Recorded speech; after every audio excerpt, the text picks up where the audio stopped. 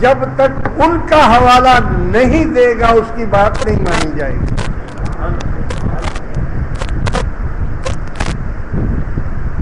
تو ایک تو علم حاصل کرنے کا یہ طریقہ تھا،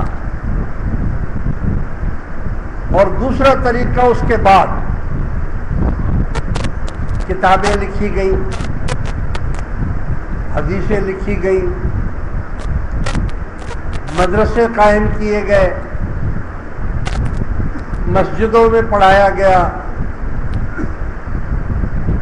پھر ہاسٹل بنا دیے گئے، اور آج باقاعدہ درس نظامی ہوتا ہے، اور درس نظامی کے بعد ایک آدمی مولوی بنتا ہے، اور مولوی کے بعد پھر وہ مفتی بنتا ہے، پھر مفتی کے بعد وہ قاضی بنتا ہے۔ تو معلوم ہوا کہ علم کے دو طریقے ہوئے۔ اب اسی طرح اس زمانے کو لے لیں تو اس زمانے میں بھی علم حاصل کرنے کے دو طریقے ہیں۔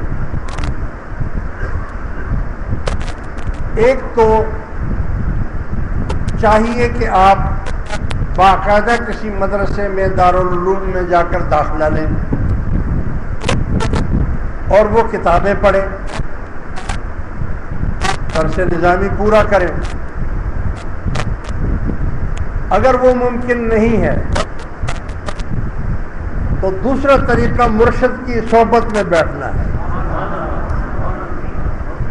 یہ بھی علم حاصل کرنے کا طریقہ ہے۔ میں بول رہا ہوں، آپ سن رہے ہیں، جو بات میں بول رہا ہوں آپ اس کو اخذ کر رہے ہیں، آپ اس کو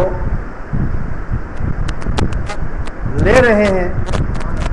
اگرچہ آپ نے نہ کوئی کتاب پڑھی ہے، نہ کوئی مولوی کے پاس گئے ہیں، نہ کسی امام کے پاس گئے ہیں، لیکن جب بھی کوئی بات ہوگی تو آپ کہیں گے میرے مرشد نے یہ فرمایا ہے۔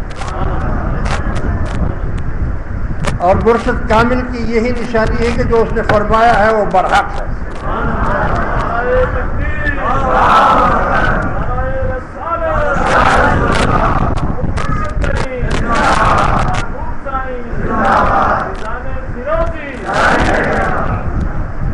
اس کو تقلید کہتے ہیں، اس کو تقلید کہتے ہیں کہ بھائی ایک مقلد ہوتے ہیں، ایک غیر مقلد لوگ ہیں، یعنی وہ کسی کی تقلید نہیں کرتے ہیں۔ وہ کہتے ہیں قرآن موجود ہے، حدیث موجود ہے، ہمیں کیا ضرورت ہے کسی سے پوچھنے کی، ہم خود پڑھے لکھے ہیں، ہم پڑھ سکتے ہیں۔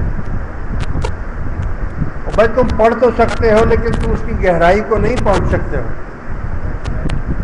قرآن کریم کی مثال سمندر کی ہے، اور سمندر میں سے لال یا ہیرے لال جواہرات نکالے گا وہی جو غوطہ خور ہوگا،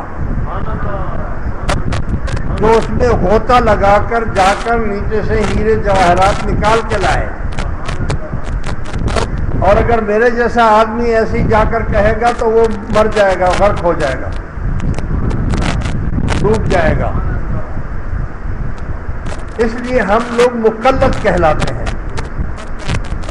ہم حنفی ہیں۔ حنفی کے معنی چار مذہب برحق ہیں: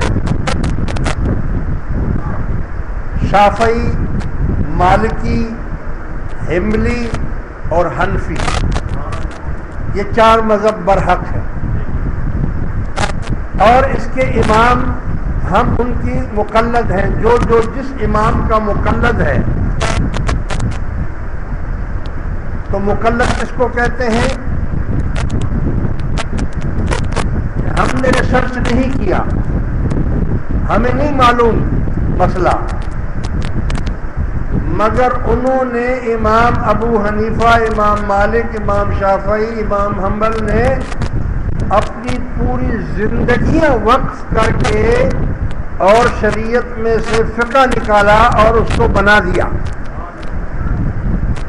اب ہمیں کسی بحث میں جانے کی ضرورت نہیں ہے۔ اگر ہمارے امام نے کہا ہے کہ صرف پہلی مرتبہ اللہ اکبر کہہ کر ہاتھ باندھ دو، پھر ہر دفعہ اللہ اکبر میں ہاتھ کانوں تک لے جانے کی ضرورت نہیں ہے۔ اب ہم چھان بین نہیں کریں گے، بس ہمارے امام نے یہ فرمایا یہ ٹھیک ہے۔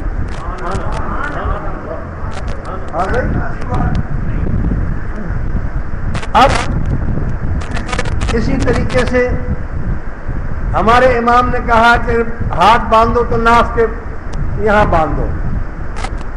اب اہل حدیث کہتے نہیں یہاں ہاتھ باندھو. شیعہ کہتے ہیں کہ نہیں ہاتھ کھلے رکھو. تو ہر ایک اپنے اپنے امام کی پیروی کر رہا ہے، مگر ہم چونکہ مقلد ہیں امام ابو حنیفہ کے، اس لیے ہم اس بحث میں ہی نہیں پڑیں گے کہ کیوں کھلے رکھو، کیوں باندھو، کہاں باندھو. ہمارے امام نے کہا کہ ناف کے نیچے باندھو، بس ہم ادھر ہی باندھیں. تو اس طرح یہ ایک علم میں آپ کو بتا رہا ہوں کہ علم کے دو طریقے. ایک طریقہ وہ ہے، ایک طریقہ یہ ہے کہ مرشد کی صحبت میں بیٹھتے رہنا، اس کی گفتگو کو سننا، اس کی باتوں کے اوپر غور کرنا اور اس کو اپنے دل کے اندر ڈال دینا. تو یہ بھی تو ایک علم ہو گیا نا. مدرسے میں تو نہیں گئے، مگر اگر کوئی بھی مسئلہ کہیں بھی درپیش آتا ہے یا کہیں کوئی بحث مباحثہ ہوتا ہے تو آپ یہ کہہ سکتے ہیں کہ میرے مرشد نے یہ فرمایا ہے، میں اس بات کو مانتا ہوں، میں کسی دوسری بات کو نہیں مانتا. تو یہ اس طرح علم کے دو طریقے ہو گئے. اب اسی طریقے سے اللہ تعالیٰ نے اپنے نبی کے ذریعے سے جس شریعت کو قائم کر دیا، اور نبی نے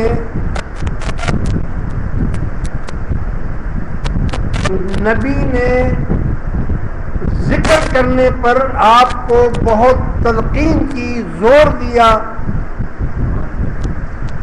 کتابیں بھری ہوئی ہیں کہ ذکر فاذکرونی اذکرکم واشکروا لی ولا تکفرون. تم اللہ کا ذکر کرو، اللہ تمہارا ذکر کرے گا. تو یہ جو سوال مجھ سے پوچھا گیا، میں اس کا جواب دینا چاہ رہا ہوں کہ اگر جماعت میں سے چند افراد بھی اس ذکر کو، اس طریقے کو، اس کتاب کو، اس پورے اذکار کو پڑھ لے تو بڑی اچھی بات ہے. جیسے کہا نا کہ 4-4 5-5 سال ہو گئے ہیں ایک ہی پہلے ذکر کر رہے ہیں.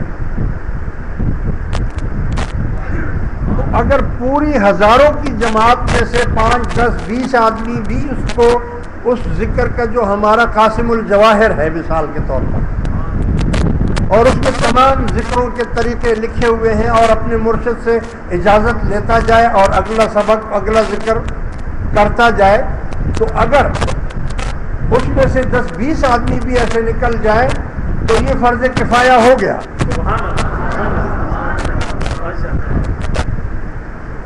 اب باقی اگر نہ کر سکے اور وہ پہلے ہی ذکر میں موجود ہیں اور ساری زندگی وہ پہلے ہی ذکر میں گزار دی انہوں نے،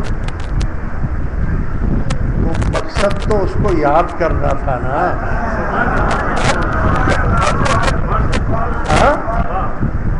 کوئی بات نہیں ہے، اصل مقصد تو اس کو یاد کرنا ہے، اس کا ذکر کرنا ہے. اب یہ ضروری تھوڑی ہے کہ اب ہر آدمی 99 ناموں کا ذکر کرتا رہے، یا ہر آدمی طریقت کے پورے اسباب کو چلاتا رہے. ٹھیک ہے، ہر ایک تو نہیں کر سکتا نا، مطلب یعنی فرض کفایہ تو ہو گیا نا. اگر 5 10 20 آدمی نے بھی اس میں سے پورے طریقت کو پڑھ لیا تو کافی ہے.